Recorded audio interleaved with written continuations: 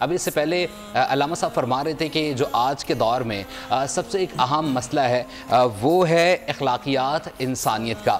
تو آج کے دور میں اللہ کے رسول کا جو درس ہے وہ ہر کسی کو مطابقت کے ساتھ لے کر چلنا، چھوٹا ہو بڑا ہو، ہر قسم کے شخص کے حقوق بتا دیے گئے ہیں، اور باقاعدہ طور پر یہ بھی بتا دیا گیا کہ کسی عجمی کو عربی پر اور کسی کالے کو گورے پر کوئی فوقیت حاصل نہیں ہے۔ لیکن آج کے دور میں ان احکامات کو کس طریقے سے امپلیمنٹ کیا جائے، آپ کیا کہیں گے اس حوالے سے؟ بسم اللہ الرحمن الرحیم۔ بہت شکریہ بول نیوز کے وساطت سے میں آپ سے مخاطب ہوں۔ آج کا دن ہم سب مسلمانوں کے لیے بڑی برکت اور بڑی اہمیت والا دن ہے۔ نبی رحمت صلی اللہ تعالیٰ علیہ وسلم اس کائنات میں اللہ تعالیٰ کی سب سے بڑی نعمت ہے۔ اس نعمت کے ساتھ بہت سی چیزیں وابستہ ہیں، جس میں سے انسانوں کے اخلاقیات اور انسانوں کے معاملات بھی جڑے ہوئے ہیں۔ نبی رحمت صلی اللہ تعالیٰ علیہ وآلہ وسلم نے اخلاقیات کے حوالے سے، سیرت و کردار کے حوالے سے وہ سنہری اصول ہمیں عطا فرمائے ہیں کہ رہتی دنیا تک وہ ہمارے لیے قابل تقلید ہے۔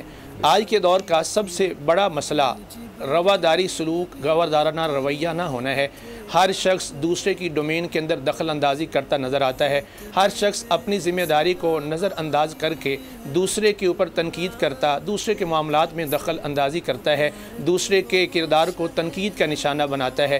نبی رحمت صلی اللہ تعالیٰ علیہ وآلہ وسلم نے جو ہمیں خوبصورت اصول عطا فرمایا ہے وہ یہ ہے کہ میری جو ذمہ داری ہے میں سب سے پہلے دیانت داری سے اس کو پورا کروں گا، اور میں یہ سمجھتا ہوں کہ جب میں نے اپنی ذمہ داری پوری کر لی ہے اور اس پیرامیٹر پر دوسرے لوگ پورا نہیں اترتے تو میں پھر بھی ان کو تنقید کا نشانہ نہیں بناؤں گا۔ ہاں، میں اپنے کردار کے ذریعے، اپنے قول کے ذریعے یہ لوگوں کو ترغیب دے سکتا ہوں کہ ہمیں ایمانداری کے ساتھ اپنی ذمہ داری پوری کرنی ہے، لیکن اس کے ساتھ میں کسی کے معاملات میں انٹرفیئر کروں، کسی کو بلا وجہ تنقید کا نشانہ بناؤں، یہ میرے لیے روا نہیں۔ اس امت کا، آج کے دور کا، پاکستانی سوسائٹی کا سب سے بڑا مسئلہ ہی یہی ہے۔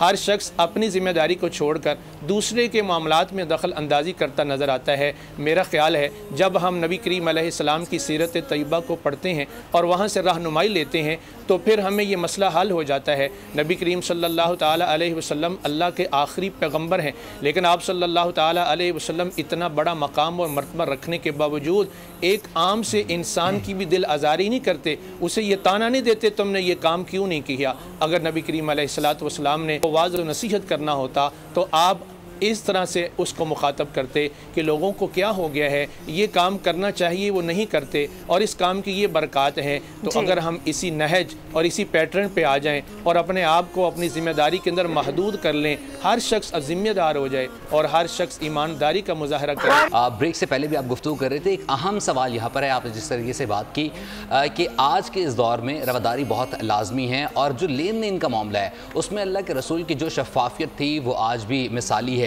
لیکن آج کے اس دور کے اعتبار سے کی جائے تو ہیلے بہانے بنائے جاتے ہیں۔ آپ آج کے اعتبار سے جس طریقے سے مہنگائی ہے، لوگ ہیلے بہانے بناتے ہیں کاروبار میں بھی، اس کے حوالے سے آپ کیا کہنا چاہیں گے؟ اور ان کی شفافیت، ان کی مثال سامنے رکھتے ہوئے جو دیار غیر میں بیٹھے مسلمان نہیں ہیں وہ فائدہ اٹھا رہے ہیں، لیکن ہم مسلمان فائدہ نہیں اٹھاتے۔ جی، بہت خوبصورت سوال آپ نے کیا ہے۔ اس حوالے سے ہمیں یہ بات سب سے پہلے ذہن میں رکھنی چاہیے کہ مذہب انسان کے تقاضا کیا کرتا ہے۔ ہم شاید یہ سمجھ بیٹھے ہیں کہ مذہب انسان سے چند رسم و رواج کا اور خاص طریقے کے گیٹ اپ کا تقاضا کرتا ہے۔ شاید اس تصور کو سمجھنے میں ہم کامل مذہب کے تصور کو جان نہیں پائے۔ مذہب انسان سے ایک اچھا کردار اور اچھا انسان بننے کا تقاضا کرتا ہے اور اس کی اخلاقیات کو جو ہے پروموٹ کرتا ہے۔ آپ نبی کریم علیہ السلام کی سیرت طیبہ کو دیکھیں تو حضور کی زندگی کا سب سے پہلا فیز پہلے 40 سال کی زندگی کا ہے۔ اس 40 سال زندگی میں مذہب کی تعلیمات ابھی نہیں آئیں، حضور کا کردار لوگوں کے سامنے آیا ہے۔ اپنا ہو پرایا ہو کوئی بھی تھا، سب نے آپ کو صادق اور امین کہا ہے۔ آپ کا لین دین اتنا فیئر تھا، آپ کی ڈیلنگ اتنی متاثر کن تھی کہ ہر شخص کو یہ کہنا پڑا کہ یہ جو شخصیت ہے جو محمد بن عبداللہ ہے صلی اللہ علیہ وسلم، یہ صادق اور امین ہے۔ इनके साथ लेन देन कर लिया जाए तो इंसान बेफिक्र हो जाता है। ये किरदार सबसे पहले मुसलमान को लोगों के सामने पेश करना है। अगर आप इस्लाम के इशाअत और तबलीग के तारीख़ को देखें तो इस्लाम तलवार और ताकत की बिना पर नहीं, बल्कि लोगों के अखलाकियात और किरदार और लोगों के मामलात की वजह से फैला है। अरब के ताजर जब दुनिया के अंदर गए हैं तो उन्होंने अपने अखलाक और अपने लेन देन से लोगों को मुतासर किया है। लेकिन ये बात बड़ी काबिल अफसोस है कि आज का मुसलमान इतनी सुनहरी तालीमात को पसे पुष्ट डालकर वो जो है हिरस और दुनिया परस्ती का शिकार हो गया है। और अगियार जो कि नॉन मुस्लिम हैं उनके आप किरदार को देखें और उनके मामलात को देखें तो बिल्कुल फेर हैं। ये चीज़ हमें हमारे अंदर होनी चाहिए। हम मज़हब का असल बुनियादी तकाज़ा हमसे यही है कि हम अपना किरदार इतना आला कर लें कि हमारे किरदार से मुतासर होकर लोग खुद ही हमारे मज़हब को पढ़ें, हमारी तालीमात को पढ़ें। और फिर ये इतनी सच्ची तालीमात है कि कोई बंदा मुतासर हुए बगैर इससे रह नहीं सकता। तो आज के दौर का सबसे बुनियादी तकाज़ा है कि नबी करीम अलैहिस्सलाम की जो सीरत है इस हैसियत से कि आप ताजिर कैसे थे, आप कारोबारी शख्सियत, आपकी उसूल क्या थे, आपने कैसे लोगों के साथ लेन देन किया है, आपने किरदार साजी में क्या नहज और पैटर्न इख्तियार किया है।